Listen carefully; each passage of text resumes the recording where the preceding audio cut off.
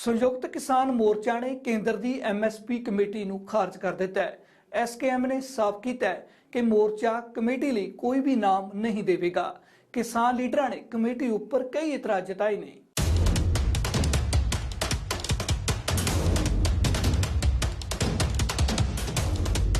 तीन विवादित खेती कानूनों नूं वापस लैण दे 8 महीनों बाद केंद्र सरकार ने MSP वधेरे प्रभावशाली ते पारदर्शी बनाउण दे लई कमेटी कायम कीती है। खेतीबाड़ी मंत्रालय वालों जारी नोटिफिकेशन मुताबिक साबका खेतीबाड़ी सकत्तर संजय अग्रवाल नूं MSP कमेटी दा मुखी बनाया गया है। संयुक्त किसान मोर्चा ने कमेटी ते एतराज जताया है। किसान लीडर दर्शनपाल ने कहा है कि कमेटी MSP दे लीगल गारंटी दी गल ही नहीं करती। हालांकि केंद्र दी कमेटी कई होर मुद्दों ते गल करती है। जीरो बजट वाली खेती, नैचुरल फार्मिंग ते खेती, डाइवर्सिफिकेशन लई खेती प्लस MSP दी खेती। इन्हां नूं पुछे भी डाइवर्सिफिकेशन ते पहले ही कमेटियां बणीਆਂ होईਆਂ ने बहुत। इस करके हुण डाइवर्सिफिकेशन नूं इस कमेटी 'च बनण दा की मतलब है। साडा ये सी कि एक्सक्लूसिवली MSP ते कमेटी बने और उहदा टर्म्स ऑफ रेफरेंस दे विच ये गल स्पष्ट होनी चाहिदी है कि ये कमेटी एक उस लीगल गारंटी नूं इंश्योर करन वास्ते बन रही है ਤਾਂ ਜੋ ਉਹ ਡਰਾਫਟ ਖਰੜਾ ਜੋ ਹੈ ਉਸ ਕਾਨੂੰਨ ਦਾ ਉਹ ਕਮੇਟੀ ਬਣਾਊਗੀ ਤੇ ਉਹਦੇ ਸਾਡਾ ਇਹ ਸੀ ਕਿ ਕਮੇਟੀ ਬਣੇ ਵੀ ਜਿਹਦੇ ਚ ਚੇਅਰਮੈਨ ਕਿਸਾਨਾਂ ਦਾ ਹੋਵੇ, 5 ਮੈਂਬਰ ਨੇ ਜਿਹੜੇ ਉਧਰੋਂ ਸਰਕਾਰ ਦੇ ਹੋਣ, ਕਿਸਾਨਾਂ ਦੇ ਹੋਣ, 5 ਐਕਸਪਰਟ ਹੋਣ, ਇਸ ਕਿਸਮ ਦੀ ਕਮੇਟੀ ਬਣੇ। ਪਰ ਜੋ ਕੱਲ ਇਹਨਾਂ ਨੇ ਨੋਟੀਫਿਕੇਸ਼ਨ ਜਾਰੀ ਕੀਤਾ ਉਹਦੇ ਚ ਨਾ ਤਾਂ ਪ੍ਰਿੰਸੀਪਲੀ ਉਹ ਚੀਜ਼ ਹੈ ਕਿ MSP ਲੀਗਲ ਰਾਈਟ ਕੋਈ ਲੀਗਲ ਗਰੰਟੀ ਕਰਨ ਲਈ ਕਾਨੂੰਨ ਵਾਸਤੇ ਬਣੀ ਹੈ। तीन मुद्दे उस रख ले, नैचुरल फार्मिंग, डाइवर्सिफिकेशन लई, MSP लई। और MSP वास्ते इन्ना की है कि जो मौजूदा रजीम है MSP का इनू मोर ट्रांसपेरेंट, मोर एफिशिएंट किवें बनाया जाए। यानी बिल्कुल साडा इहदे नाल सहमति नहीं है। पार्लीमेंट दे लग रहे ने, सरकार पार्लीमेंट दे सैशन दे विच एक कानून बनावे जो कानून अश्योर करे कि किसानां नूं MSP मिलेगी और MSP दे घट उन्होंने खरीद नहीं होगी। MSP तो घट अगर कोई खरीद करेगा तो उस लीगल एक्ट दे, उस एक्ट दे मुताबिक उहदे खिलाफ कार्रवाई होएगी। किसान लीडर इस गल तो भी सरकार तो खफा ने कि कमेटी दे विच पंजाब दे किसी भी अदारे दा कोई भी शख्स नहीं लिया गया। डॉक्टर दर्शनपाल नूं लगदा है कि केंद्र सरकार कमेटी दे बहाने उही खेती कानून लियाउणा चाहुंदी है। तो मैं पंजाब दा होण करके मैनूं पहला तो गुस्सा इस गल ते आउंदा भी इन्हां ने एक भी नुमाइंदा पंजाब सरकार दा, पंजाब दीआं यूनीवर्सिटियां दा, पंजाब दे विचों जिहड़े भी होर एक्सपर्ट बहुत किसान ने वो पंजाब चों एक भी कोई नुमाइंदा नहीं लिया। नंबर 1।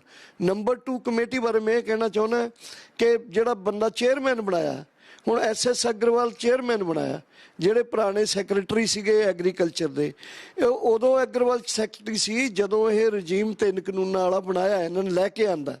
ਉਦੋਂ ਹੀ ਰਮੇਸ਼ ਚੰਦਰ ਜਿਹੜੇ ਸਾਡੇ ਆਪਣੇ ਇਹਦੇ ਨੇ ਨੀਤੀ ਆਯੋਗ ਦੇ ਨੇ, ਇਹ 2 ਲੋਕ ਐਸੇ ਨੇ ਜਿਹੜੇ ਇਹਨਾਂ ਕਾਨੂੰਨਾਂ ਨੂੰ ਡਿਫੈਂਡ ਹੀ ਨਹੀਂ ਕਰਨ ਵਾਲੇ, ਇਹਦਾ ਖਰੜਾ ਤਿਆਰ ਕਰਨ ਵਾਲੇ ਨੇ ਕਿ ਸਰਕਾਰ ਦੇ ਹਜਮ ਨਹੀਂ ਹੋ ਰਹੇ 3 ਕਾਨੂੰਨ ਵਾਪਸ ਹੋਏ। ਕਾਰਪੋਰੇਟ ਘਰਾਣੇ ਜ਼ੋਰ ਲਗਾ ਰਹੇ ਨੇ ਐਗਰੀਕਲਚਰ ਤੇ ਐਗਰੀ ਬਿਜ਼ਨਸ ਨੂੰ ਕੰਟਰੋਲ ਕਰਨ ਲਈ।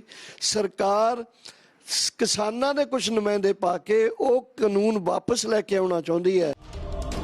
किसानां ने इल्जाम लगाया है कि कमेटी दी आड़ दे विच केंद्र सरकार अपना एजेंडा उन्हां ते थोपना चाहुंदी है। अजिहे च किसान लीडर ने स्पष्ट कीता है कि उन्हां नूं केंद्र दी कमेटी मंजूर नहीं है। ਅਸੀਂ ਉਦੋਂ ਤੱਕ ਲੜਾਂਗੇ ਜਦੋਂ ਤੱਕ ਮੋਦੀ ਸਰਕਾਰ MSP ਗਰੰਟੀ ਦਾ ਕਾਨੂੰਨ ਨਹੀਂ ਬਣਾ ਦਿੰਦੀ। ਮਜਬੂਰ ਕਰ ਦਾਂਗੇ ਜਾਂ ਮੋਦੀ ਸਾਹਿਬ ਸਾਡੇ ਨਾਲ ਕਾਨੂੰਨ ਬਣਾਉਣਗੇ ਤਾਂ 24 ਦੀਆਂ ਇਲੈਕਸ਼ਨਾਂ ਵਿੱਚੋਂ ਦੇਸ਼ ਵਿੱਚੋਂ ਪੱਤਾ ਸਾਫ਼ ਹੋਊਗਾ। ਨਹੀਂ ਦੇਖੋ, ਜਦੋਂ ਉਹਦਾ ਏਜੰਡਾ ਹੀ ਨਹੀਂ ਹੈਗਾ, ਪਹਿਲੋਂ ਤਾਂ ਸਰਕਾਰ ਏਜੰਡਾ ਦੱਸੇ, ਉਹ ਕਹਿੰਦੇ MSP ਨੂੰ ਮਜ਼ਬੂਤ ਕਰਨ ਦਾ ਏਜੰਡਾ। ਜੇ ਉਹ ਕਹਿਣ ਵੀ MSP ਗਰੰਟੀ ਕਾਨੂੰਨ ਬਣਾਉਣ ਦਾ ਏਜੰਡਾ ਵਾ, ਫਿਰ ਤਾਂ ਕੋਈ ਸਾਫ਼ ਹੋਵੇ ਉਹਦਾ ਏਜੰਡਾ ਹੀ MSP ਨੂੰ ਮਜ਼ਬੂਤ ਕਰਨ ਦਾ। ਉਹ ਮਤਲਬ ਪਹਿਲੋਂ ਛਾਲ ਕਰ ਲਿਆ, ਠੀਕ ਹੈ ਜੀ। ਫਿਰ ਉਹ ਬੰਦੇ ਵਿੱਚ ਸ਼ਾਮਲ ਕੀਤੇ ਗਏ ਜਿਹੜੇ MSP ਦੇ ਵਿਰੋਧੀ ਰਹੇ ਨੇ। ਰਮੇਸ਼ ਚੰਦ ਜੀ ਦਾ ਮਹੀਨਾ ਪਹਿਲੋਂ ਬਿਆਨ ਆ ਸਾਡੇ ਬਿਲਟ, ਉਹਨਾਂ ਬੰਦਿਆਂ ਕੋ ਅਸੀਂ ਕਿਵੇਂ ਮਤਲਬ ਆਸ ਕਰੀਏ ਵੀ ਉਹ ਜਿਹੜਾ ਵਾ ਕਿਸਾਨਾਂ ਦੇ ਹੱਕ 'ਚ ਫੈਸਲਾ ਕਰਨਗੇ। ਤਾਂ ਇਹਦੇ 'ਚ ਅਸੀਂ ਕਹਿੰਦੇ ਆ ਵੀ ਸਾਡੇ ਕਿਸਾਨਾਂ ਦਾ ਨਾਮ ਬਦਨਾਮ ਹੋਊਗਾ। ਜਿਹੜਾ ਕੋਈ ਕਿਸਾਨ ਆਗੂ ਵਿੱਚ ਪੈ ਗਿਆ, ਉਹ ਕਿਸਾਨ ਆਗੂ ਦੀ ਉੱਥੇ ਚੱਲਣੀ ਨਹੀਂ ਹੈਗੀ, ਉਹਨਾਂ ਦੀ ਮੰਨੀ ਨਹੀਂ ਜਾਣੀ ਹੈਗੀ। ਕਾਨੂੰਨ ਜਿਹੜੇ ਆ ਉਹਨਾਂ ਨੇ ਲਾਗੂ ਕਰ ਦੇਣੇ ਆਪਦੀ ਮਰਜ਼ੀ ਨਾਲ, और किसानां दे आगुआं नूं बदनाम करनगे, लोकां दे विचों भरोसा खत्म होगा। इस करके नहीं शामिल होना चाहिए कि पिछले दरवाजे से, चोर दरवाजे से सरकार वापस इन तीनों कानूनों को, खास तौर पे एपीएमसी वाला जो कानून है उसको पिछले दरवाजे से लाने की साजिश की जा रही है। कमेटी चर्चा करेगी और अब ये नहीं कहेगी तीनों कानूनों को वापस लाओ, नया नाम देगी, नए चेंजेस करेगी, कहेगी एपीएमसी एक्ट में फला चेंजेस कर दीजिए, मॉडल एक्ट में ये परिवर्तन कर दीजिए। उसी एजेंडा को वापस लाने की कोशिश की जाएगी। तो ये है सरकार की हकीकत। इस नोटिफिकेशन में कहीं नहीं लिखा गया है कि ये कमेटी कितने समय काम करेगी, कितने टाइम के अंदर अपनी रिपोर्ट देगी, रिपोर्ट लागू करना सरकार के लिए कंपलसरी होगा कि नहीं, कोई चर्चा नहीं। बस कमेटी बन गई, तालियां बजाओ, लड्डू खाओ, काम हो। हमारे पंजाब के साथी कहा करते थे ऐसी कमेटियों के बारे में कि सर जी ये तक कम ते मिट्टी पाने कमेटी, काम पे मिट्टी डालने की कमेटी, यही कमेटी है। तो किसान आंदोलन को तो इसका भंडाफोड़ करना ही होगा। संयुक्त किसान मोर्चा ने अपनी राष्ट्रीय बैठक में फैसला लिया था कि जब तक हमें पता न लगे टर्म्स ऑफ रेफरेंस तब तक हम इसमें जाएंगे नहीं। अब जब पता लग गए, संयुक्त किसान मोर्चा इसके बारे में राय लेगा। लेकिन जय किसान आंदोलन की तरफ से मेरी अपनी व्यक्तिगत राय, हमारे अध्यक्ष अभीक साहब, उनसे मेरी बात हुई, हम सबकी जो राय बनती है वो तो यही है कि ऐसी कमेटी में जाने का कोई मतलब ਦੂਜੇ ਪਾਸੇ ਕੇਂਦਰੀ ਖੇਤੀਬਾੜੀ ਮੰਤਰੀ ਨਰਿੰਦਰ ਤੋਮਰ ਦਾ ਕਹਿਣਾ ਹੈ ਕਿ ਸਰਕਾਰ ਪੂਰੀ ਪਾਰਦਰਸ਼ਤਾ ਦੇ ਨਾਲ ਕੰਮ ਕਰ ਰਹੀ ਹੈ। ਸਰਕਾਰ ਚਾਹੁੰਦੀ ਹੈ ਕਿ ਸੰਯੁਕਤ ਕਿਸਾਨ ਮੋਰਚਾ ਦੇ ਲੀਡਰ ਕਮੇਟੀ ਦੇ ਵਿੱਚ ਆ ਕੇ ਆਪਣੇ ਸੁਝਾਅ ਦੇਣ। मैं ये कह रहा हूँ कि कुल मिला के जब आंदोलन समाप्त हुआ, आंदोलन के जो नेता थे उनसे जो बात हुई है उसका पालन किया गया है। संयुक्त किसान मोर्चा से हम लोगों ने कई बार, हमारे अधिकारियों ने चर्चा की कि वो 3 नाम सुझाएं, उन्होंने नाम नहीं दिए। तो आज भी कमेटी में आप देखेंगे कि वो स्थान रिक्त छोड़ा गया है। सरकार की तरफ से पूरी तरह पारदर्शिता है और जो कहा गया है उस दिशा में सरकार आगे बढ़ रही है। मुझे लगता है कि जो बात है किसी के मन में, वो जब कमेटी में आए तो कहें, फोरम खुला हुआ है। सर पर एक सवाल, अगर संयुक्त मोर्चा किसान के मेंबर उसमें नहीं शामिल होते हैं, क्या तब भी कमेटी अपना काम करेगी? कमेटी तो कृषि सुधारों के लिए है और कृषि के प्रति भारत सरकार की प्रतिबद्धता है। इसलिए कृषि के समक्ष जो विद्यमान चुनौतियां हैं, उन चुनौतियों का निराकरण हम कैसे करें, इस दिशा में कमेटी को अपना काम करना है। हम चाहते हैं कि संयुक्त मोर्चा के लोग उसमें आकर अपना सुझाव दें। ਦਰਅਸਲ ਕੇਂਦਰ ਸਰਕਾਰ ਦਾ ਦਾਅਵਾ ਹੈ ਕਿ ਉਸਨੇ ਜ਼ੀਰੋ ਬਜਟ ਆਧਾਰਿਤ ਖੇਤੀ ਨੂੰ ਉਤਸ਼ਾਹਿਤ ਕਰਨ, ਬਦਲਦੀਆਂ ਲੋੜਾਂ ਨੂੰ ਧਿਆਨ ਦੇ ਵਿੱਚ ਰੱਖਦਿਆਂ ਫਸਲਾਂ ਦੇ ਪੈਟਰਨ ਨੂੰ ਬਦਲਣ ਲਈ ਕਮੇਟੀ ਬਣਾਈ ਹੈ। ਸਰਕਾਰ ਦਾ ਦਾਅਵਾ ਹੈ ਕਿ ਇਹ ਕਮੇਟੀ ਐਮਐਸਪੀ ਨੂੰ ਹੋਰ ਪ੍ਰਭਾਵਸ਼ਾਲੀ ਅਤੇ ਪਾਰਦਰਸ਼ੀ ਬਣਾਉਣ ਦੇ ਲਈ ਕੰਮ ਕਰੇਗੀ। ਪਰ ਕੇਂਦਰ ਦੀ ਐਮਐਸਪੀ ਕਮੇਟੀ ਕਿਸਾਨਾਂ ਨੂੰ ਨਾਮਨਜ਼ੂਰ ਹੈ। ਫਿਲਹਾਲ ਹੁਣ ਸਮਾਂ ਇੱਕ ਬ੍ਰੇਕ ਦਾ, ਤੇ ਬ੍ਰੇਕ ਤੋਂ ਬਾਅਦ ਕੇਂਦਰ ਦੀ ਕਮੇਟੀ ਉੱਪਰ ਗਰਮਾਈ ਸਿਆਸਤ ਨੂੰ ਜਾਣਾਂਗੇ।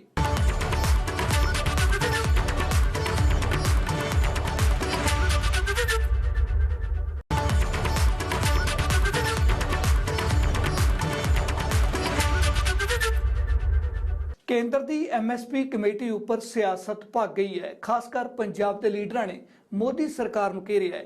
ਇਲਜ਼ਾਮ ਲਾਇਆ ਹੈ ਕਿ ਕੇਂਦਰ ਸਰਕਾਰ ਜਾਣਬੁੱਝ ਕੇ ਪੰਜਾਬ ਨੂੰ ਅਣਗੌਲਿਆਂ ਕਰ ਰਹੀ ਹੈ। ਜਦੋਂ ਹੁਣ ਕੇਂਦਰ ਨੇ ਕਮੇਟੀ ਦੇ ਵਿੱਚ ਪੰਜਾਬ ਸਰਕਾਰ ਜਾਂ ਪੰਜਾਬ ਦੇ ਕਿਸੇ ਅਦਾਰੇ ਦੇ ਕਿਸੇ ਸ਼ਖਸ ਨੂੰ ਸ਼ਾਮਿਲ ਨਹੀਂ ਕੀਤਾ, ਅਜਿਹੇ ਦੇ ਵਿੱਚ ਸਿਆਸਤ ਵੀ ਗਰਮਾ ਗਈ ਹੈ।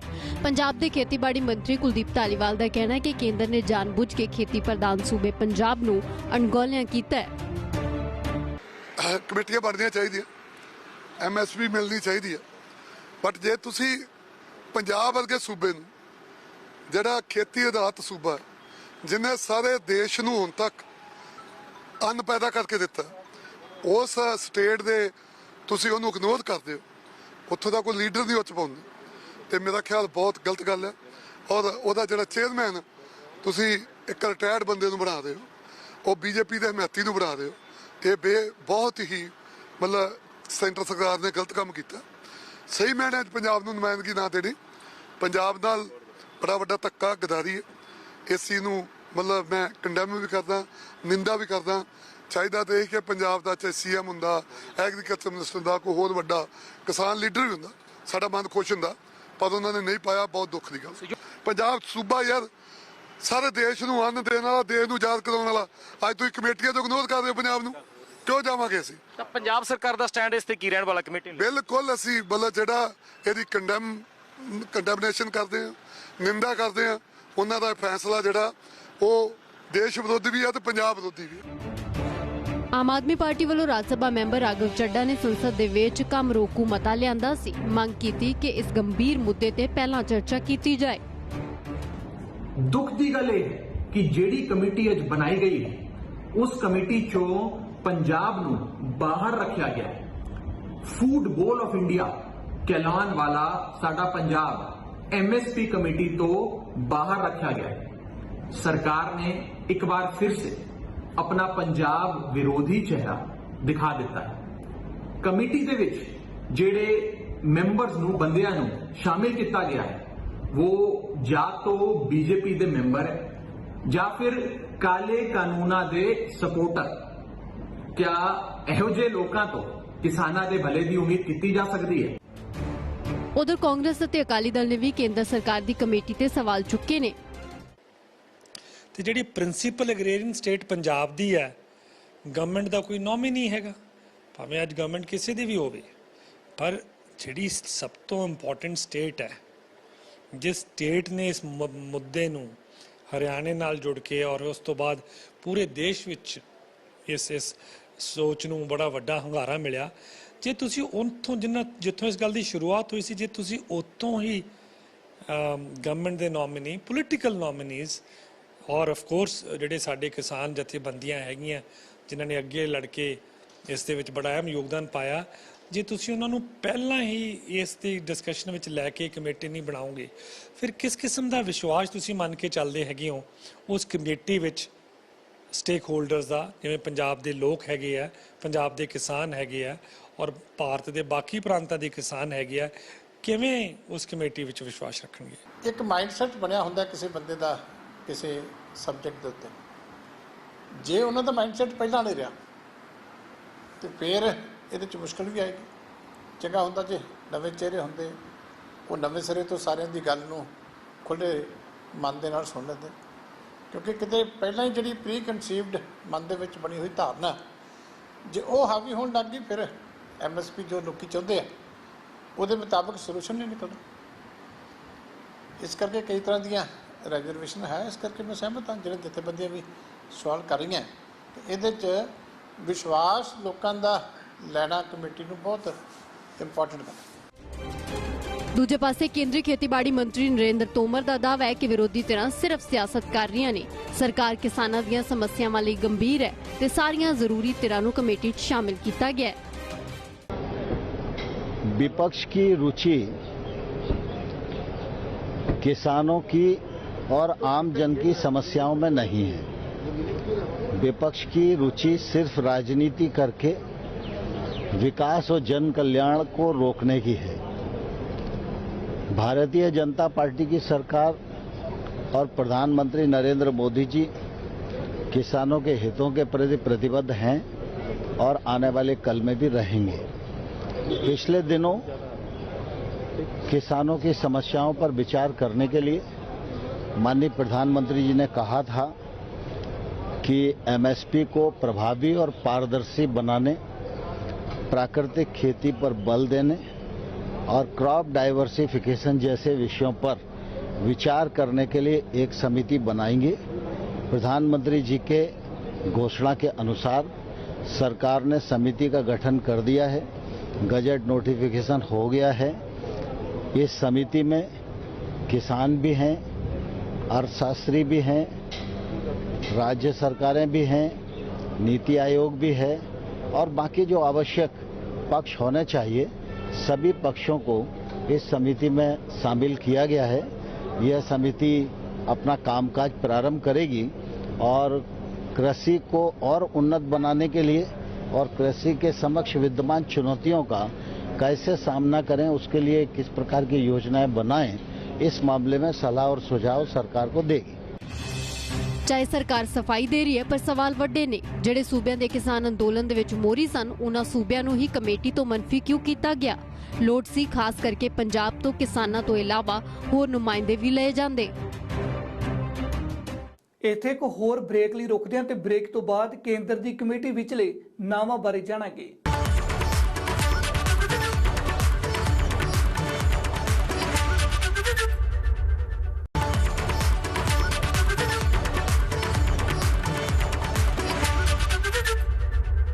ਹੁਣ ਜਾਣਦੇ ਹਾਂ ਕੇਂਦਰ ਦੀ MSP ਕਮੇਟੀ ਦੇ ਵਿੱਚ ਕਿਹੜੇ-ਕਿਹੜੇ ਨਾਮ ਨੇ, ਕਿਹੜੇ ਸੂਬਿਆਂ ਨੂੰ ਨੁਮਾਇੰਦਗੀ ਦਿੱਤੀ ਗਈ ਹੈ।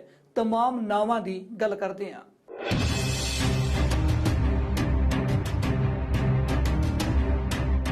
18 ਜੁਲਾਈ ਨੂੰ ਕੇਂਦਰ ਸਰਕਾਰ ਨੇ MSP ਅਤੇ ਹੋਰ ਕਿਸਾਨੀ ਮੁੱਦਿਆਂ ਨਾਲ ਸੰਬੰਧਿਤ ਕਮੇਟੀ ਦੇ ਗਠਨ ਦਾ ਐਲਾਨ ਕਰ ਦਿੱਤਾ ਸੀ। ਭਾਰਤ ਸਰਕਾਰ ਵੱਲੋਂ ਜਾਰੀ ਕੀਤੇ ਗਏ ਨੋਟੀਫਿਕੇਸ਼ਨ ਮੁਤਾਬਕ ਇਸ ਕਮੇਟੀ ਦੀ ਅਗਵਾਈ ਸਾਬਕਾ ਖੇਤੀ ਸਕੱਤਰ ਸੰਜੇ ਅਗਰਵਾਲ ਕਰਨਗੇ। ਕਮੇਟੀ 'ਚ ਸ਼ਾਮਲ ਮੈਂਬਰਾਂ ਤੇ ਇੱਕ ਨਜ਼ਰ ਮਾਰੀਏ ਤਾਂ ਇਸ ਕਮੇਟੀ ਦਾ ਚੇਅਰਮੈਨ ਸਾਬਕਾ ਖੇਤੀਬਾੜੀ ਸਕੱਤਰ ਸੰਜੇ ਅਗਰਵਾਲ ਨੂੰ ਲਗਾਇਆ ਗਿਆ। ਕਮੇਟੀ 'ਚ ਸ਼ਾਮਲ ਹੋਰਨਾਂ ਮੈਂਬਰਾਂ ਦੇ ਵਿੱਚ ਨੀਤੀ ਆਯੋਗ ਦੇ ਮੈਂਬਰ ਰਮੇਸ਼ ਚੰਦ ਸ਼ਾਮਲ ਨੇ। ਖੇਤੀਬਾੜੀ ਮਾਹਰਾਂ ਦੇ ਤੌਰ ਤੇ ਇਸ ਕਮੇਟੀ ਦੇ ਵਿੱਚ ਭਾਰਤੀ ਆਰਥਿਕ ਵਿਕਾਸ ਸੰਸਥਾਨ ਦੇ ਡਾਕਟਰ CSC ਸ਼ੇਖਰ ਅਤੇ IIM ਅਹਿਮਦਾਬਾਦ ਦੇ ਡਾਕਟਰ ਸੁਖਪਾਲ ਸਿੰਘ ਨੂੰ ਸ਼ਾਮਲ ਕੀਤਾ ਗਿਆ। ਇਸ ਤੋਂ ਇਲਾਵਾ ਇਸ ਕਮੇਟੀ ਦੇ ਵਿੱਚ ਕੌਮੀ ਪੱਧਰ ਦੇ ਪੁਰਸਕਾਰ ਜੇਤੂ ਕਿਸਾਨ ਭਾਰਤ ਭੂਸ਼ਣ ਤਿਆਗੀ ਵੀ ਸ਼ਾਮਲ ਨੇ। ਕਮੇਟੀ 'ਚ ਕਿਸਾਨਾਂ ਨੂੰ ਮਿਲੀ ਨੁਮਾਇੰਦਗੀ ਦੀ ਗੱਲ ਕਰੀਏ ਤਾਂ ਇਸ ਕਮੇਟੀ ਦੇ ਵਿੱਚ ਸੰਯੁਕਤ ਕਿਸਾਨ ਮੋਰਚੇ ਦੇ 3 ਮੈਂਬਰ ਸ਼ਾਮਲ ਕੀਤੇ ਗਏ ਨੇ। ਹਾਲਾਂਕਿ ਸੰਯੁਕਤ ਕਿਸਾਨ ਮੋਰਚੇ ਵੱਲੋਂ ਕਮੇਟੀ ਦੇ ਲਈ ਨਾਂ ਹਜੇ ਨਹੀਂ ਭੇਜੇ ਗਏ ਨੇ। ਹੋਰਨਾਂ ਕਿਸਾਨ ਜਥੇਬੰਦੀਆਂ ਦੇ ਵੀ 5 ਮੈਂਬਰ ਇਸ ਕਮੇਟੀ ਦੇ ਵਿੱਚ ਸ਼ਾਮਲ ਕੀਤੇ ਗਏ ਨੇ, ਜਿਨ੍ਹਾਂ ਦੇ ਵਿੱਚ ਗੁਣਵੰਤ ਪਾਟਿਲ, ਕ੍ਰਿਸ਼ਨਵੀਰ ਚੌਧਰੀ, ਪ੍ਰਮੋਦ ਕੁਮਾਰ ਚੌਧਰੀ, ਗੁਣੀ ਪ੍ਰਕਾਸ਼ ਅਤੇ ਸੈਯਦ ਪਾਸ਼ਾ ਪਟੇਲ ਸ਼ਾਮਲ ਨੇ। ਕਿਸਾਨ ਸਹਿਕਾਰਤਾ ਮੈਂਬਰ ਵਜੋਂ ਇਫਕੋ ਦੇ ਚੇਅਰਮੈਨ ਦਿਲੀਪ ਸੰਘਾਨੀ ਅਤੇ CNRI ਦੇ ਜਨਰਲ ਸਕੱਤਰ ਵਿਨੋਦ ਆਨੰਦ ਨੂੰ ਸ਼ਾਮਲ ਕੀਤਾ ਗਿਆ। ਇਸ ਕਮੇਟੀ 'ਚ CACP ਦੇ ਸੀਨੀਅਰ ਮੈਂਬਰ ਨਵੀਨ P ਸਿੰਘ ਵੀ ਸ਼ਾਮਲ ਨੇ। ਇਸ ਕਮੇਟੀ ਦੇ ਵਿੱਚ ਖੇਤੀਬਾੜੀ ਮਾਹਰਾਂ ਨੂੰ ਵੀ ਥਾਂ ਮਿਲੀ ਹੈ। ਖੇਤੀਬਾੜੀ ਮਾਹਰ ਦੇ ਤੌਰ ਤੇ ਰਾਸ਼ਟਰੀ ਖੇਤੀ ਵਿਸਤਾਰ ਦੀ director general doctor P Chandra Shekhar, Jammu ਦੀ Shere Kashmir university of agriculture science and technology ਦੇ vice chancellor doctor JP Sharma, Jabalpur ਦੀ ਜਵਾਹਰ ਲਾਲ ਨਹਿਰੂ ਖੇਤੀਬਾੜੀ ਯੂਨੀਵਰਸਿਟੀ ਦੇ vice chancellor doctor Pradeep Kumar Visen ਨੂੰ ਸ਼ਾਮਲ ਕੀਤਾ ਗਿਆ। ਭਾਰਤ ਸਰਕਾਰ ਵੱਲੋਂ ਇਸ ਕਮੇਟੀ ਦੇ ਵਿੱਚ ਖੇਤੀਬਾੜੀ ਮੰਤਰਾਲੇ ਦੇ ਸਕੱਤਰ, ਟੈਕਸਟਾਈਲ ਮੰਤਰਾਲੇ ਦੇ ਸਕੱਤਰ, ਕੋਆਪਰੇਸ਼ਨ ਮੰਤਰਾਲੇ ਦੇ ਸਕੱਤਰ, ਐਗਰੀਕਲਚਰ ਰਿਸਰਚ ਅਤੇ ਐਜੂਕੇਸ਼ਨ ਵਿਭਾਗ ਦੇ ਸਕੱਤਰ ਕਮੇਟੀ ਦੇ ਵਿੱਚ ਸ਼ਾਮਲ ਨੇ। ਸੂਬਾ ਸਰਕਾਰ ਦੇ ਨੁਮਾਇੰਦਿਆਂ ਵਿੱਚ ਕਰਨਾਟਕ, ਆਂਧਰ ਪ੍ਰਦੇਸ਼, ਸਿੱਕਿਮ ਅਤੇ ਉੜੀਸਾ ਦੇ ਵਧੀਕ ਸਕੱਤਰ, ਪ੍ਰਿੰਸੀਪਲ ਸਕੱਤਰ ਜਾਂ ਖੇਤੀ ਕਮਿਸ਼ਨਰ ਸ਼ਾਮਲ ਕੀਤੇ ਜਾਣਗੇ। इस समिति के अध्यक्ष बनाए गए हैं संजय अग्रवाल जी। संजय अग्रवाल जी फॉर्मर सेक्रेटरी एग्रीकल्चर हैं केंद्र सरकार के। ये वो शख्स हैं जिन्होंने 3 काले कानूनों को जन्म दिया। उसके बाद नीति आयोग के एक मेंबर रमेश चंद जी को इंक्लूड किया गया है समिति में। ये वो शख्स हैं जिन्होंने ये 3 काले कानून ड्राफ्ट किए। उसके बाद किसान संगठनों की भी अगर हम बात करें, लोग देखिए किन किन को शामिल किया गया। कृष्ण चौधरी जी सदस्य हैं, ये भाजपा के मेंबर हैं। प्रमोद चौधरी जी सदस्य हैं, ये RSS के भारतीय किसान संघ के राष्ट्रीय कार्यकारिणी के सदस्य हैं। गुणी प्रकाश जी को सिलेक्ट किया गया है, जो काले कानूनों के हिमायती नहीं रहे, सिर्फ उन्होंने खट्टर साहब के उन बयानों का समर्थन किया जिसमें खट्टर साहब ने कहा किसानों पे हमले होने चाहिए। और सईद पाशा पटेल साहब को इसमें सदस्य बनाया है, जो 2014 में बीजेपी के लातूर से प्रत्याशी रहे, कैंडिडेट रहे चुनाव में। बीजेपी के इलेक्शन सिंबल पे इन्होंने चुनाव लड़ा। और गुणवंत पाटिल साहब जो भाजपा के समर्थक हैं और 3 काले कानूनों की हिमायत करते रहे।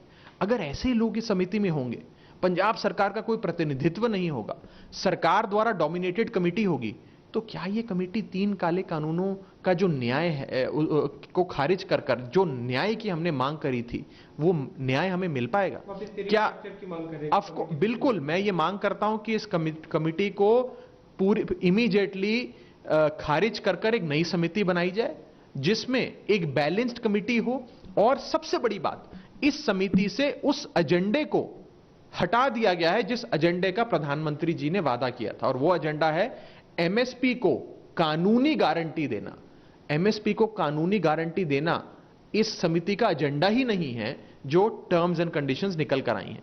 तो मैं सरकार से अनुरोध करूंगा कि बड़े लंबे अरसे के बाद देश के किसान ने आपको एक मौका दिया था, एक चांस दिया था अपनी गलती सुधारने का। आज उस चांस को, उस अवसर को समझते हुए इस समिति को भंग करें और एक नई समिति का, बैलेंस्ड समिति का गठन करें। इस समिति में किसान भी हैं, अर्थशास्त्री भी हैं, राज्य सरकारें भी हैं, नीति आयोग भी है और बाकी जो आवश्यक पक्ष होने चाहिए सभी पक्षों को इस समिति में शामिल किया गया है। ਖੇਤੀ ਕਾਨੂੰਨਾਂ ਖਿਲਾਫ ਦਿੱਲੀ ਦੀਆਂ ਸਰਹੱਦਾਂ ਤੇ ਨਵੰਬਰ 2020 ਤੋਂ ਦਸੰਬਰ 2021 ਤੱਕ ਕਿਸਾਨਾਂ ਦਾ ਅੰਦੋਲਨ ਚੱਲਿਆ ਸੀ। ਕਿਸਾਨ ਅੰਦੋਲਨ ਮੁਲਤਵੀ ਕਰਨ ਸਮੇਂ ਸਰਕਾਰ ਨੇ MSP ਤੇ ਕਮੇਟੀ ਬਣਾਉਣ ਦਾ ਲਿਖਤੀ ਵਾਅਦਾ ਕੀਤਾ ਸੀ।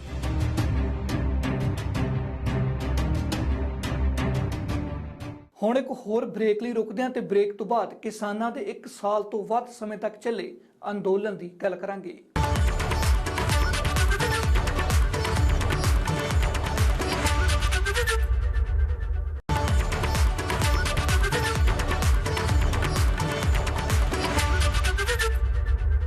ਕੇਂਦਰ ਦੇ 3 ਖੇਤੀ ਕਾਨੂੰਨਾਂ ਦੇ ਖਿਲਾਫ ਕਿਸਾਨਾਂ ਦਾ ਦਿੱਲੀ ਬਾਰਡਰ ਤੇ 1 ਸਾਲ ਤੋਂ ਵੱਧ ਸਮੇਂ ਤੱਕ ਅੰਦੋਲਨ ਚੱਲਿਆ ਸੀ। ਅਖੀਰ ਮੋਦੀ ਸਰਕਾਰ ਨੇ ਖੇਤੀ ਕਾਨੂੰਨ ਰੱਦ ਕੀਤੇ ਸਨ। ਇਸ ਰਿਪੋਰਟ ਦੇ ਵਿੱਚ ਜਾਣਦੇ ਹਾਂ ਕਿਹੜੀਆਂ ਮੰਗਾਂ ਉੱਪਰ ਭਰੋਸੇ ਬਾਅਦ ਕਿਸਾਨ ਅੰਦੋਲਨ ਮੁਲਤਵੀ ਹੋਇਆ ਸੀ। ਖੇਤੀ ਕਾਨੂੰਨਾਂ ਖਿਲਾਫ ਕਿਸਾਨਾਂ ਦਾ ਦਿੱਲੀ ਬਾਰਡਰ ਉੱਪਰ 1 ਸਾਲ ਤੋਂ ਵੱਧ ਸਮੇਂ ਤੱਕ ਅੰਦੋਲਨ ਚੱਲਿਆ ਸੀ।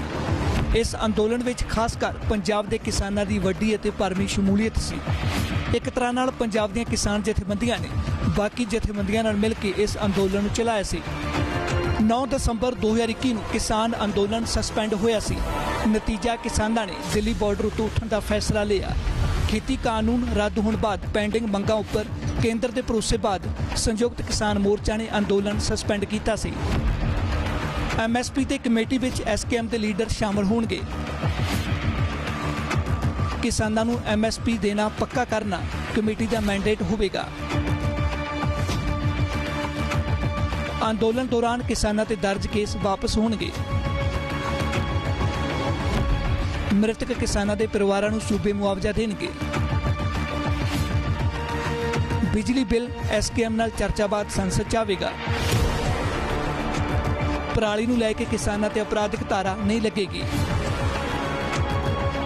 11 ਦਸੰਬਰ 2021 ਨੂੰ ਕਿਸਾਨਾਂ ਨੇ ਘਰਾਂ ਨੂੰ ਚਾਲੇ ਪਾਏ। ਫਤਿਹ ਮਾਰਚ ਦੇ ਰੂਪ ਵਿੱਚ ਕਿਸਾਨ 11 ਦਸੰਬਰ ਤੋਂ ਘਰਾਂ ਨੂੰ ਪਰਤੇ ਸਨ, ਪਰ ਕਿਸਾਨਾਂ ਦਾ ਕਹਿਣਾ ਹੈ ਕਿ ਮੰਨੀਆਂ ਗਈਆਂ ਮੰਗਾਂ ਉੱਪਰ ਉਹਨਾਂ ਨੂੰ ਅਣਗੌਲਿਆ ਕੀਤਾ ਜਾ ਰਿਹਾ ਹੈ। ਸੰਯੁਕਤ ਕਿਸਾਨ ਮੋਰਚਾ ਦਾ ਕਹਿਣਾ ਕਿ ਅੰਦੋਲਨ ਦੇ 1 ਸਾਲ 'ਚ 700 ਤੋਂ ਵੱਧ ਕਿਸਾਨਾਂ ਨੇ ਜਾਨ ਗਵਾਈ ਹੈ। ਕੇਂਦਰ ਦੇ ਖੇਤੀ ਕਾਨੂੰਨਾਂ ਖਿਲਾਫ ਦਿੱਲੀ ਬਾਰਡਰ ਤੇ ਅੰਦੋਲਨ 26 ਨਵੰਬਰ 2020 ਤੋਂ ਸ਼ੁਰੂ ਹੋਇਆ ਸੀ। 19 ਨਵੰਬਰ 2021 ਨੂੰ PM ਨੇ ਖੇਤੀ ਕਾਨੂੰਨ ਰੱਦ ਕਰਨ ਦਾ ਐਲਾਨ ਕੀਤਾ ਸੀ। 29 ਨਵੰਬਰ 2021 ਨੂੰ ਸੰਸਦ 'ਚ ਖੇਤੀ ਕਾਨੂੰਨ ਵਾਪਸੀ ਬਿੱਲ ਪਾਸ ਹੋਇਆ ਸੀ, ਜਿਸ ਤੋਂ ਬਾਅਦ ਖੇਤੀ ਕਾਨੂੰਨ ਵਾਪਸੀ ਬਿੱਲ ਤੇ ਰਾਸ਼ਟਰਪਤੀ ਨੇ ਦਸਤਖਤ ਕੀਤੇ। ਅਖੀਰ 1 ਸਾਲ ਤੋਂ ਵੱਧ ਸਮੇਂ ਬਾਅਦ ਕਿਸਾਨਾਂ ਨੇ ਘਰਾਂ ਨੂੰ ਪਰਤਣ ਦਾ ਫੈਸਲਾ ਲਿਆ ਸੀ।